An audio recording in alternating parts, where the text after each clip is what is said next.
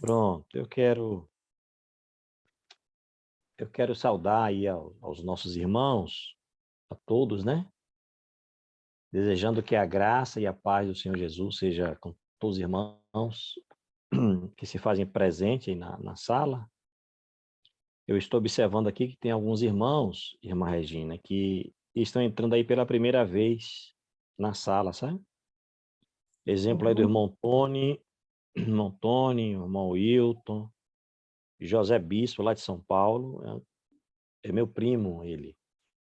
A irmã Maricelma, aqui do quilômetro 100, irmão Aulicic, também estou vendo aqui, Cristiano, também, irmão Wilton, esses que eu consegui aqui ver, e irmão Mazinho aqui também do Nordeste, aí da nossa região aqui.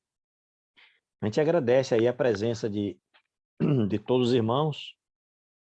Nós estamos estudando, para aqueles que estão aí pela primeira vez, nós estamos estudando o capítulo 31 do livro Mente, Caráter e Personalidade, que fala sobre problemas da juventude. Só que no estudo anterior entrou uns pontos importantes e ficou para que nós pudéssemos analisarmos melhor a continuação que entra essa questão do amor, né? Essa questão do amor. Fala de amor, de paixão e amor. Bem, vai abrange, porque agora o capítulo ele vai para um ponto que eu estava analisando aqui, meus irmãos. Ele é bem abrangente, sabe? Bem abrangente, chega até na questão dos pastores. Para os irmãos terem uma ideia. Fantasias profanas, conselho a um pastor, chega até esse ponto, né? Então, nós vamos aí caminhar analisando um pouquinho esse ponto, tá bom? Eu gostaria de convidar os irmãos a abrirem as vossas Bíblias, por gentileza, em 1 Coríntios, capítulo 13. 1 Coríntios, capítulo 13. Bom, vamos, a partir daqui a gente faz o nosso estudo. 1 Coríntios, capítulo 13, é bastante conhecido, né? É bastante conhecido, esse capítulo fala do amor, que é um dom supremo.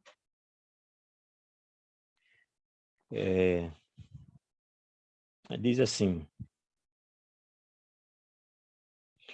o apóstolo Paulo, né, fala: e eu passo a mostrar-vos ainda um caminho sobremodo excelente, ainda que eu fale as línguas dos homens e dos anjos, se não tiver amor, serei como bronze que soa ou como símbolo que retine. Ainda que eu tenha o dom de profetizar e conhecer todos os mistérios e toda a ciência, ainda que eu tenha tamanha fé a ponto de transportar montes, se não tiver amor, nada serei.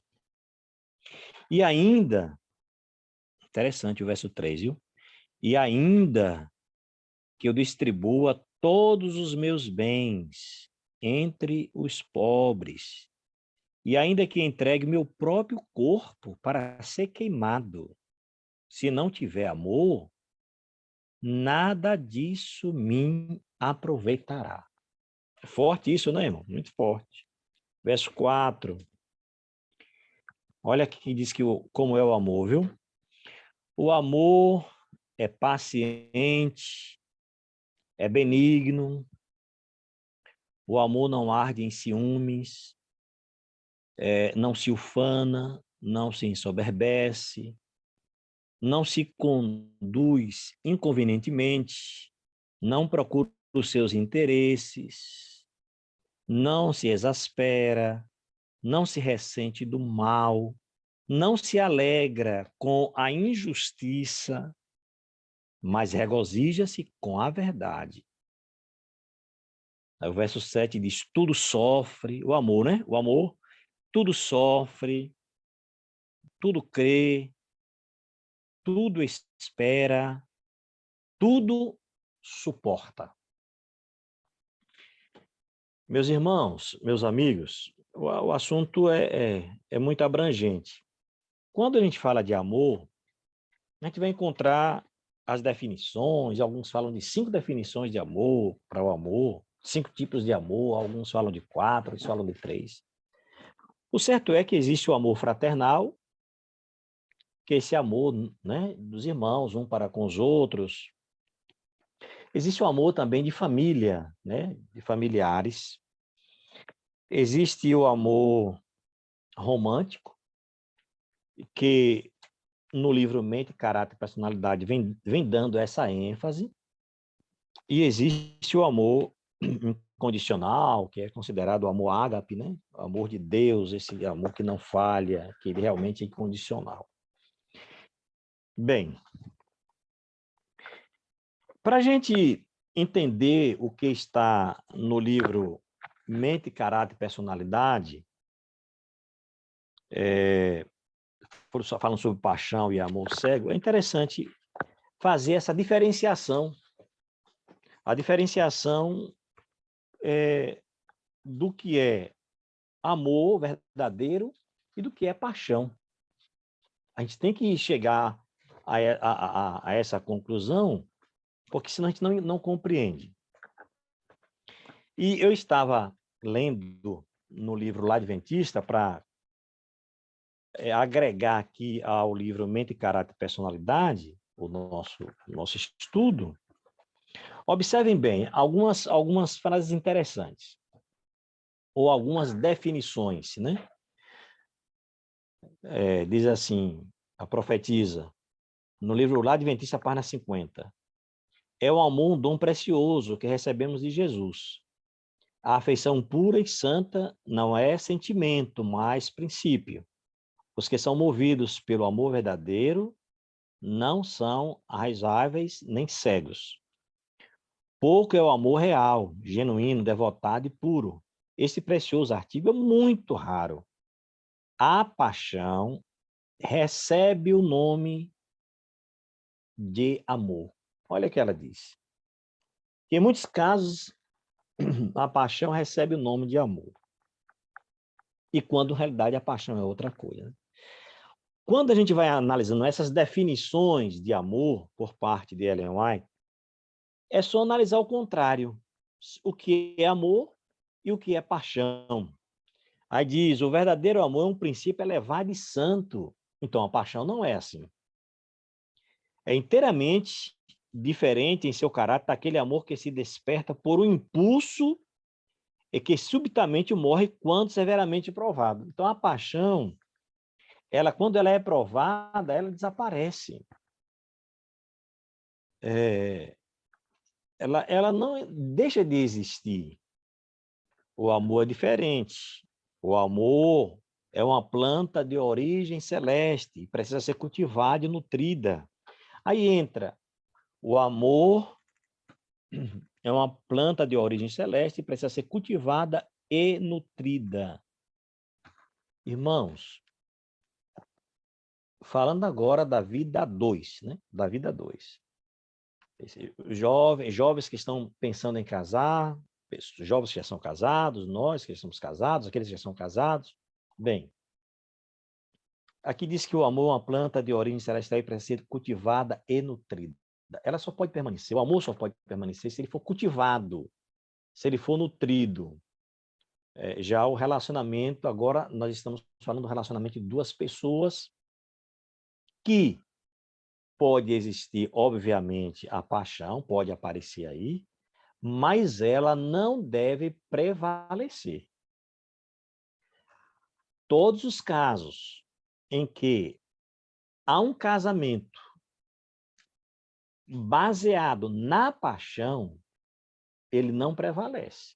Ele só prevalece se existir o amor. Isso é importante a gente entender. Mas o amor ele deve ser cultivado. E como ele é cultivado? Com palavras, com ações, para que ele seja nutrido, ele tem que ser nutrido. Aí diz corações afetivos, palavras verdadeiras, palavras amoráveis, farão famílias felizes e exercerão influência própria para levar em todos quantos entram na esfera dessa influência. Então, para que o amor prevaleça na família, no cônjuge, esposa, esposo, e mesmo entre os filhos, é necessário que haja palavras amorosas, palavras verdadeiras, ações que ajudem, porque do contrário, o amor não será nutrido. E aí o que acontece, infelizmente, em muitos lares? Essa questão da desavença, das brigas, das dissensões dentro do próprio lar, onde a esposa ou o esposo entram em atrito em frente dos filhos, é uma briga, uma confusão, um fere o outro, um machuca o outro, e isso não é bom, porque aí o amor não está sendo cultivado. E o que deve prevalecer é o amor, porque quando a gente analisa, tem um texto que diz assim na palavra de Deus: suportai-vos uns aos outros em amor. E nós falávamos na semana passada, né, que o pastor Ivo trouxe a reflexão, o estudo, que é assim, o amor a gente deve suportar, porque suportar em amor, né, a questão no relacionamento, porque casar é muito fácil. Casar não é difícil. O difícil é permanecer casado. Isso aí que é difícil. Isso aí é o mais delicado. Eu sempre, quando realizo a cerimônia matrimonial, eu sempre falo isso para os noivos, e também no curso de noivos, eu sempre falo isso, olha, casar é fácil, difícil é permanecer casado, você tem que saber, você tem que entender que a outra pessoa tem defeitos, e que você também tem defeitos. Você tem que entender que, às vezes, a cultura, a criação, a maneira que foi criada a pessoa foi totalmente diferente da sua. Então, é uma junção, é uma união, é só pela graça de Deus, só pela misericórdia de Deus, só com amor mesmo. Só o amor. Só com amor que a pessoa vai vencer isso aí e vai permanecer unido. E o casal vai permanecer unido pela graça do Senhor. Do contrário, entram em desavença e, infelizmente, acabam tendo problemas matrimoniais. Bem, agora, com relação, porque a gente fala aqui do amor e da paixão, eu estava, doutora Leila, analisando um pouquinho aqui alguns artigos sobre esse assunto, né? E a psicologia entra nesse ponto. Eu encontrei algo interessante, que a psicologia define a paixão como manifestação, agora entrando da paixão, né? Entrando na questão da paixão. Define a paixão como uma manifestação do fenômeno da projeção, ou seja, quando a pessoa projeta suas idealizações no parceiro ou na parceira. Isso quer dizer que quando estamos apaixonados, somos atraídos pela idealização que fazemos do próximo, e não necessariamente pela pessoa como verdadeiramente é. Esse é um ponto que aí está um diferencial muito grande, porque o amor vai encarar a pessoa como ela é. O amor vai encarar a pessoa como de fato ela é, vai entender isso. E o amor, a pessoa com amor no coração, ela vai saber que a pessoa tem os seus defeitos. Mas a paixão não, a paixão idealiza, é romântica. E aí a pessoa analisa o quê na paixão? Analisa o externo. E eu gostaria de continuar aqui para que nós vamos chegar nesse ponto. Normalmente, quando estamos apaixonados, as características que mais nos atraem são as físicas. Aí sejam os belos olhos, os lábios, a pele suave ou o sorriso. Então, a pessoa fica analisando esses fatores, analisando o exterior. Já com o verdadeiro amor, nós conseguimos enxergar muito além das aparências. Isso aqui é muito importante, meus irmãos. O verdadeiro amor vai além das aparências. E muita gente se dá mal porque vai pelas aparências. Muita gente contrai um matrimônio, aí a gente fala dos jovens e outras pessoas, porque vai pela aparência. Não analisa outros fatores que são importantíssimos. Agora, como diz alguém, no bom sentido, né? Casou, meu irmão, casou, você está casado, agora segura as pontas. Casou, tem que pedir a Deus amor, meu Deus, me dê amor, e orar e suplicar para poder viver. Desde quando exista essa possibilidade, obviamente. Então, eu leio mais uma vez. Normalmente, quando estamos apaixonados, as características que mais nos atraem são as físicas. Já com o verdadeiro amor, conseguimos enxergar muito além das aparências, identificamos a chamada beleza interior. Que quando a pessoa está apaixonada, ela não olha para a beleza interior. Identificamos essa beleza interior da pessoa, ou seja, os seus valores, a sua autenticidade, a personalidade da pessoa. Não fica só no sorriso, não fica só na aparência. Alguém disse assim, eu estava ouvindo uma palestra sobre família, sobre casais, e o palestrante disse assim, olha, tem pessoas que elas quando vão escolher, né, parceiro, uma parceira para se unir, tentar se unir em matrimônio, não se preocupam muito. Tem pessoas que se preocupam mais em escolher um carro do que escolher aquela pessoa que vai viver para sempre com ela. Aí vai um carro, aí vai ver o carro, se aquele carro foi roubado, se aquele carro foi batido, e é tanta preocupação com esse carro, na pintura, no motor, leva no mecânico, e olha. E quando, às vezes, aí entra essa questão dos jovens, que a gente pode orientar bem os jovens, quando vai se escolher a pessoa para viver a vida, não existe tanta essa preocupação. Então, aí que é o ponto fundamental. Nós precisamos olhar esses aspectos quando estamos, eu digo assim, nós no sentido geral, quando estamos querendo, não, eu quero me unir em matrimônio, eu tenho que olhar, não, apareceu um aí, eu gostei, é bonito, é bonita, o sorriso bonito, é esse aqui. Não, mas não é assim. Não é dessa forma, tem que se analisar outros fatores interessantes. Queridos, aí eu volto aqui para o livro Mente, Caráter, Personalidade, no capítulo 31, que fala da paixão e o amor, que eu achei algumas coisas interessantes aqui que gostaria de compartilhar com vocês. Observem, dentro desse aspecto, a juventude confia demais no impulso. Não deve entregar-se demasiadamente facilmente, nem deixar-se cativar muito depressa pela atraente exterior do pretendente. O namoro tal como seguido hoje, é um artifício do engano e uma hipocrisia, com o qual o inimigo tem muito mais que ver do que o Senhor. Observe bem. Então, o que acontece hoje? Muitos vão como já mencionei, vão pelo lado da paixão. A paixão é doentia.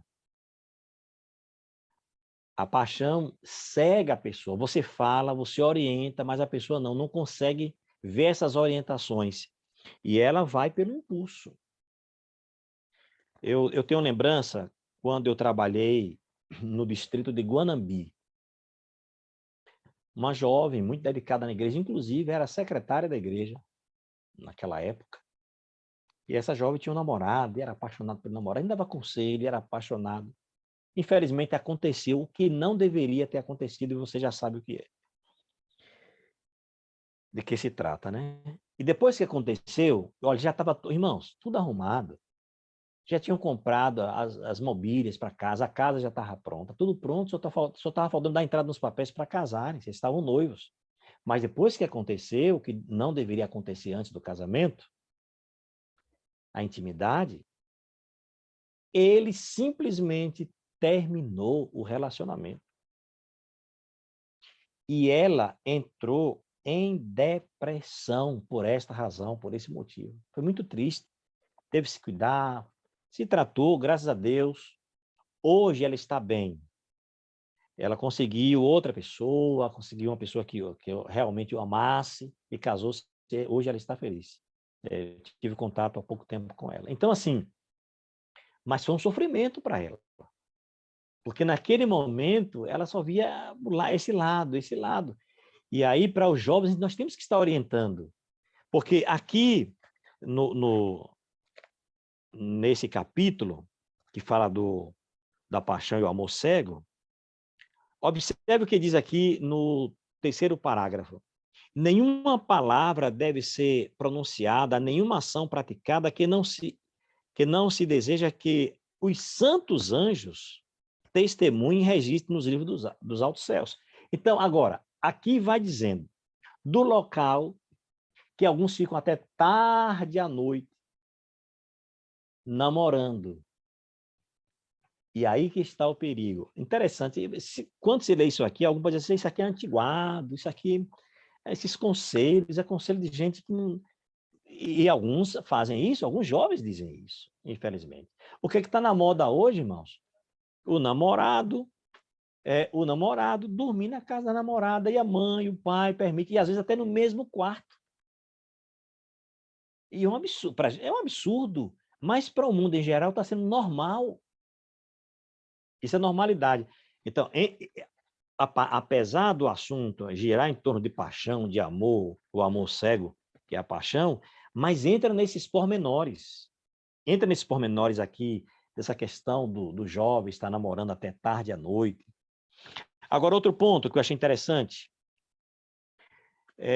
a paixão pobre é o pobre motivo para o casamento. Diz aqui, essas horas desperdiçadas na meia-noite, nesta época de depravação, levam com frequência à ruína de ambas as partes empenhadas.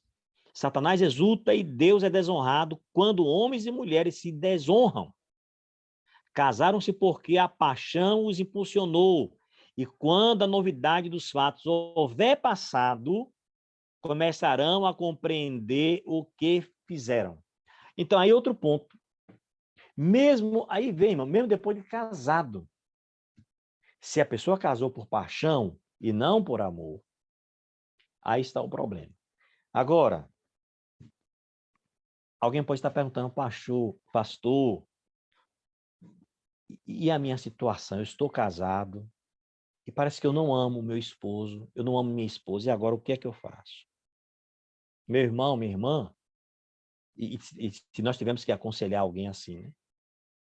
Casou, está casado, não tem mais jeito. Vai fazer o quê? A não ser que esteja sofrendo, né? Apanhando, aí é diferente. Sendo traído, aí é outra história.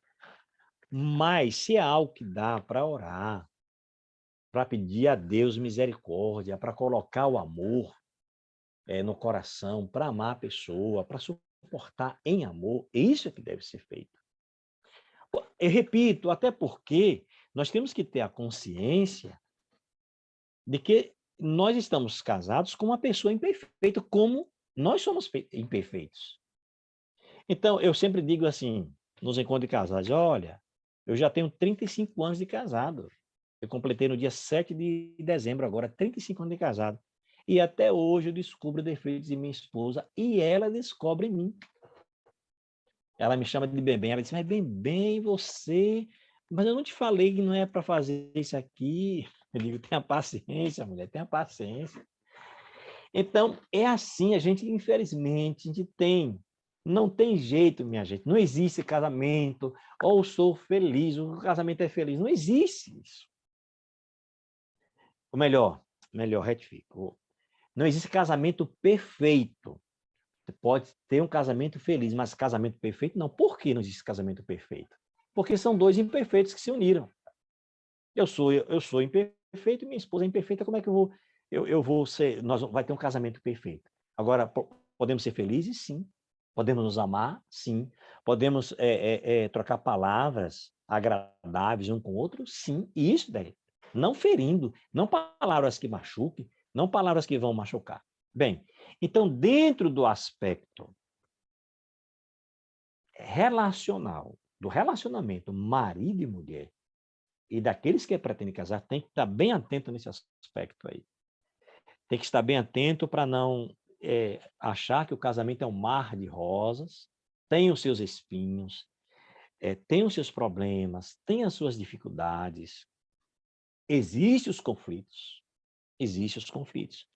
Agora, existem os conflitos para nós lidarmos com eles. Não podemos fugir dos conflitos. Agora é saber lidar com esses conflitos, pela graça e pela misericórdia de Deus.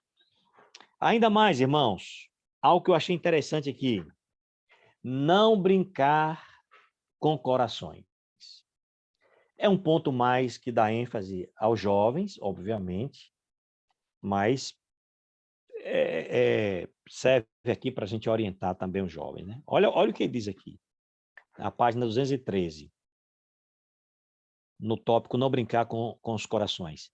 Brincar com os corações não é um crime de pequena magnitude aos olhos de um Deus santo.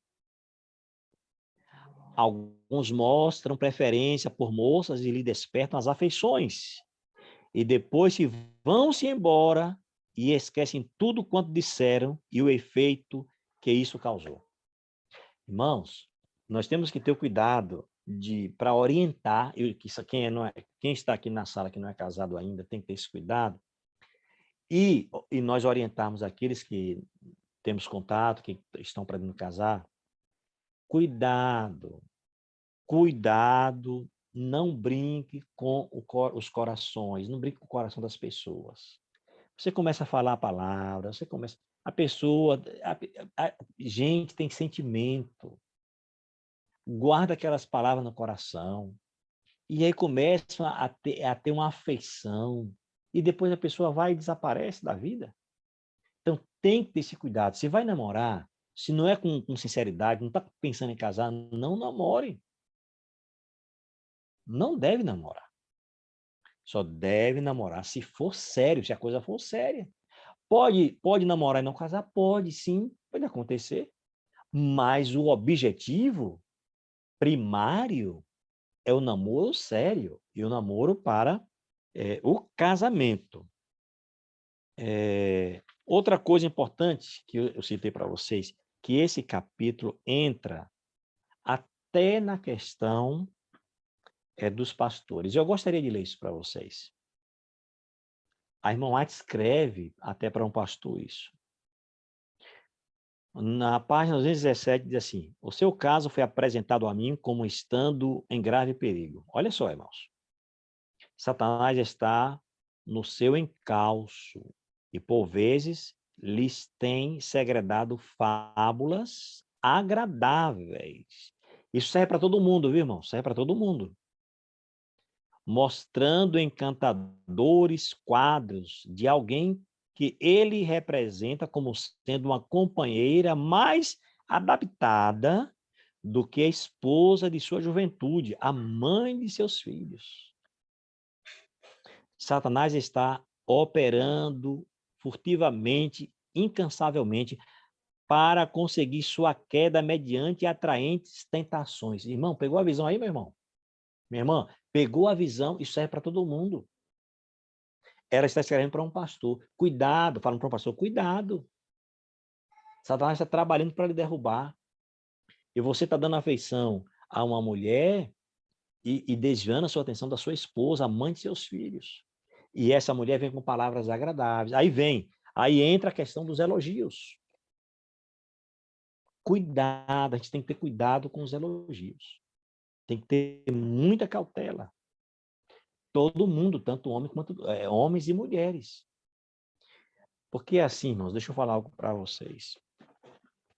Uma pessoa que tem uma posição, seja ela qual for, ela está lá fazendo uma palestra, está bem arrumada, são palavras agradáveis, está ali, sempre falando coisas boas. Então, algumas pessoas começam a idealizar assim: eu queria que meu esposo ou a minha esposa fosse desse jeito. Veja como é que o inimigo começa a trabalhar. Eu queria que meu esposo, a minha esposa, fosse desse jeito aí. Fosse igual a irmã que está ali dirigindo a escola sabatina, ministrando a lição da escola sabatina, fosse igual o pastor. Aí começa a idealizar isso.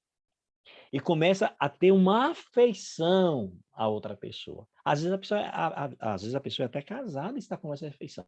Então tem que ter esse cuidado. E aí, quando vem os elogios, olha, você está com a roupa. Assim, claro, tem elogio sério, tem elogio que a pessoa. A gente sabe quando. Dá para entender quando o elogio tem outro sentido, né? Dá para perceber. Mas quando vem com muita conversa, que você tá hoje você, olha, tá top. Esses elogios assim é muito perigoso. Então a gente tem que ter muito cuidado. Então, isso aqui eu estava lendo, eu achei, isso aqui é algo que realmente é profundo, né? O que Ellen White. É impressionante, né?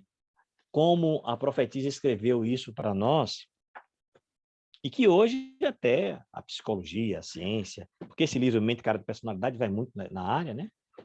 Da área da psicologia, e, e hoje nós estamos lendo algo desse livro Mente, Cara de Personalidade, estudando mesmo, que hoje muitos palestrantes, mesmo que nunca nem leram Ellen White, leem outros livros, outros autores, falam a mesma coisa. Agora, irmãos, esse é um ponto que eu creio que a gente tem que ter muito cuidado. A diferenciação entre paixão e o amor mesmo, o amor verdadeiro. Agora, eu gostaria de concluir falando um pouquinho do amor fraternal. Concluir falando do amor fraternal. Que nós lemos em 1 Coríntios capítulo 13, Supremo Amor. O amor de Deus para conosco e esse amor que nós devemos transmitir para outras pessoas. De amar. Amar sem nenhum interesse. O amor, diz aqui o texto bíblico, que o amor tudo sofre. O amor é paciente. E aí irmãos, é no geral. O mesmo, já foi falado na sala 57.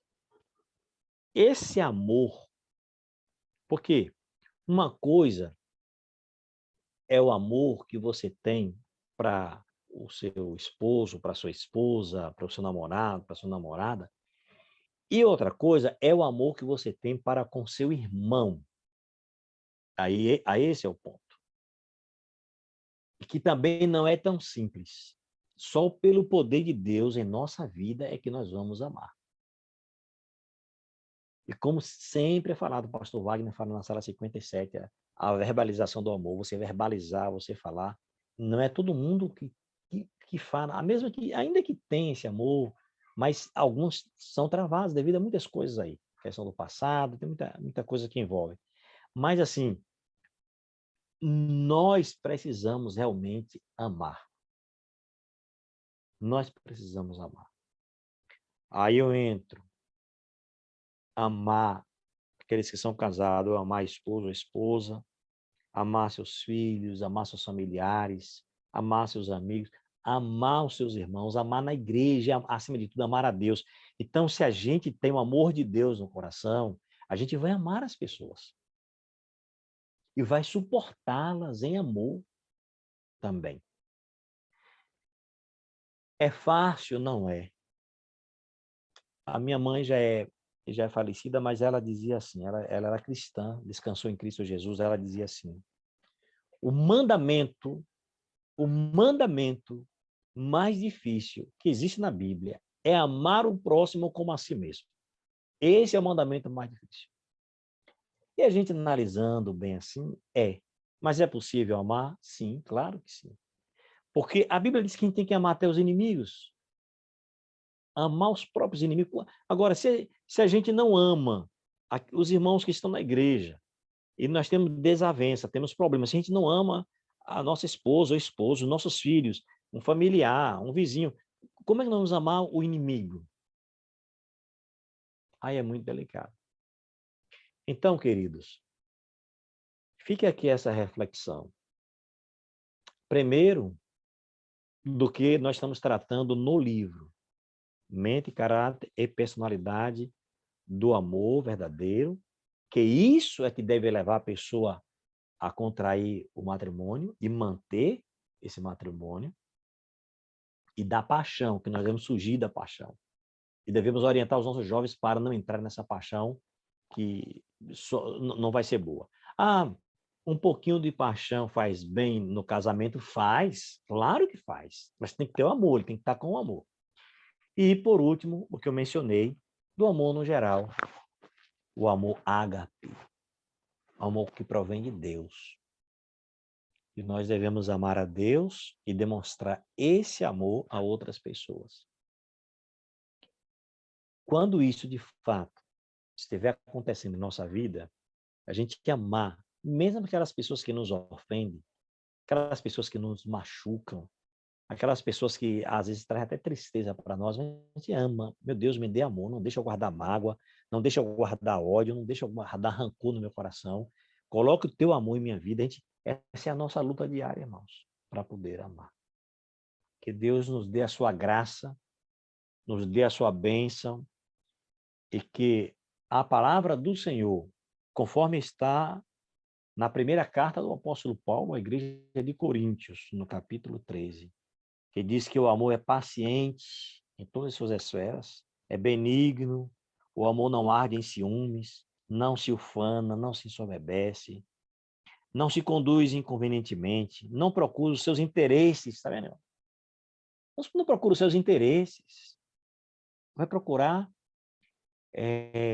favorecer as outras pessoas.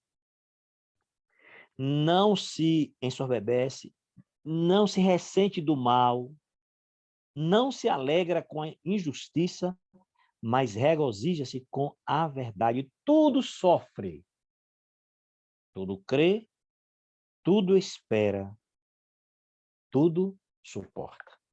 Esse é o amor. Deus nos ajude, nos dê a sua graça, nos dê a sua proteção e nos dê o seu amor, que esse amor esteja através do Espírito Santo, a terceira pessoa da divindade em nosso coração.